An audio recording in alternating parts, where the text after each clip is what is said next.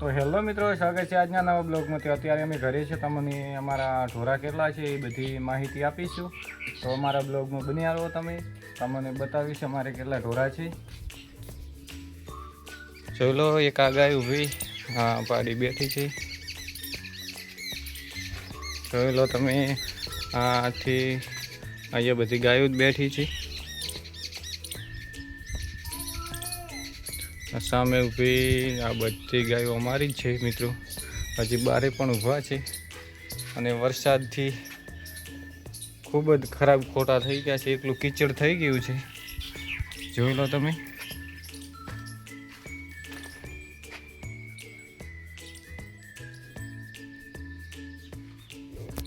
અમારા બ્લોગ કેવા લાગે એ પણ કહેજો તમને. અને અમારે આમ તો અમે ઢોરા જ છે, બતાવીશ.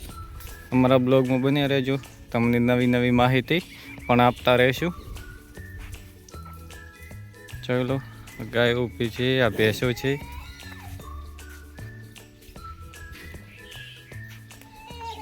સામે મારું ઘર છે એ પણ તમને બતાવીશ. આ ખાલી ઢોરો માટે બનાવેલું છે બધું તબેલો.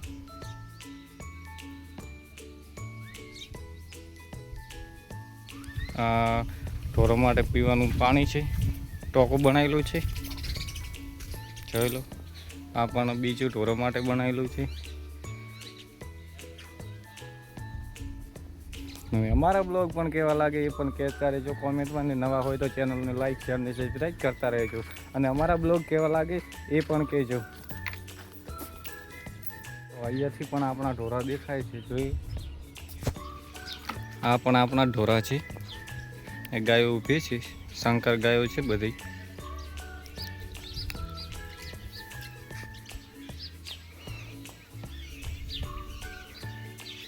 ના ભેંસો પણ બેઠી છે.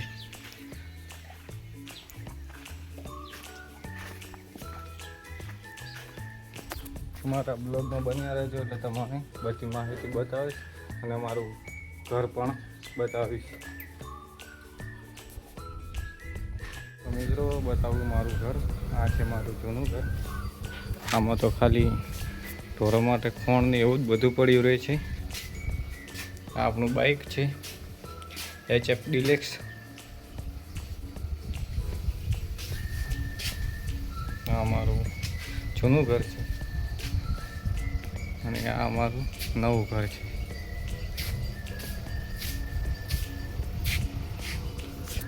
અમારા નવા ઘરની પણ શેર કરાવીશ. એટલે ઘડી બન્યા રહો અમારા બ્લોગમાં. અને હવે મળશું પાછા કાલના બ્લોગમાં. જય માતાજી.